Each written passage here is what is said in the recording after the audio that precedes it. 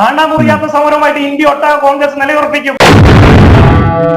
ഇവിടെ uniform civil code എന്ന് പറഞ്ഞുകൊണ്ട് ഈ രാജ്യത്തെ ആളുകളെ ഭിന്നിപ്പിച്ച് ഭരിക്കാൻ കോൺഗ്രസ് ഒരു കാലത്തും സമ്മതിക്കില്ല. അതിനുള്ള ധൈര്യവും ചങ്കൂറ്റവും നരേന്ദ്രമോദിക്ക് ഉണ്ടെന്ന് നമ്മൾ ആരും വിശ്വസിക്കുന്നില്ല.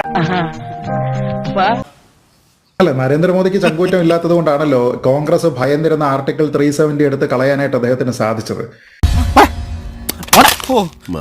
അപ്പൊ അത് എങ്ങനെയാണെന്നുള്ളത് ആൾക്കാർ കണ്ടതാണ്. പിന്നെ ഭീകരവാദികളുടെ അക്രമമില്ലല്ലോ.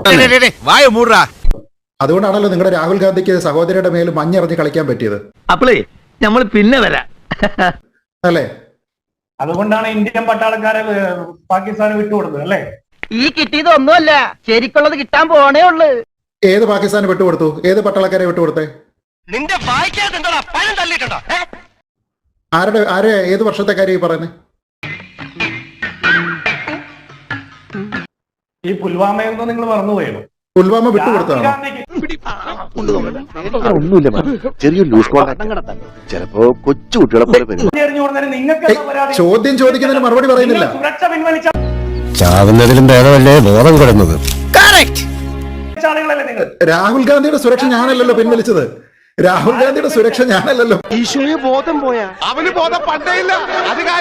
പിൻവലിച്ചത്. ഞാൻ ചോദ്യം കളിച്ചതൊന്നും നിങ്ങളുടെ സൗകര്യത്തിലല്ല. കാശ്മീരിൽ ഭീകരവാദികൾ ഇല്ലാതിരുന്ന സമയത്ത് രാഹുൽ ഗാന്ധി സഹോദരിയുമായി മഞ്ഞെറിഞ്ഞ് കളിച്ചിരിക്കുന്നത് കോൺഗ്രസിന്റെ നേട്ടമാണോ ബിജെപിയുടെ നേട്ടമാണോ? കിട്ടേണ്ടതൊക്കെ കിട്ടിയല്ലോ, സമാധാനമായല്ലോ, ഇനി സ്വസ്ഥമായിട്ട് വണ്ടി ഈ റോഡിൽ പോട്ടെ. കോൺഗ്രസിന്റെ നേട്ടം തന്നെയാ. അതെങ്ങനെ? നാട്ടിൽ ആളുകൾക്ക് വിശ്വാസമുണ്ട്. അതുകൊണ്ട് മഞ്ഞ് അവിടെ ഉണ്ടായോ? അതുകൊണ്ട് രാഹുൽ ഗാന്ധിയോട് വിശ്വാസമുള്ളതുകൊണ്ട് മഞ്ഞ് എവിടെ ഉണ്ടായോ? എറിഞ്ഞു കളിച്ചോ എന്നും പറഞ്ഞിട്ട് എന്തൊക്കെ അവിടെ ഒരു ശബ്ദം കേട്ടത്? അതെ, ഞാൻ തേങ്ങ കൊടുത്തപ്പോഴേ ഒരു പീസ് വെള്ളത്തിൽ പോയതാണ്. അവിടുത്തെ ഭീകരവാദം ഒഴിവാക്കിയിരിക്കുന്നത് ആരുടെ ഇടപെടൽ കൊണ്ട്? അത്ര മാത്രമേ ചോദ്യം ചോദിച്ചുള്ളൂ. എല്ലാവരുടെയും ശ്രദ്ധയ്ക്ക് കാര്യം പിടികിട്ടി. ഞാൻ കൃതാർത്ഥനാ. 370 പിൻവലിച്ചതിന് ശേഷം കാശ്മീരിൽ നിലനിൽക്കുന്നത് സമാധാനമാണോ അല്ലയോ?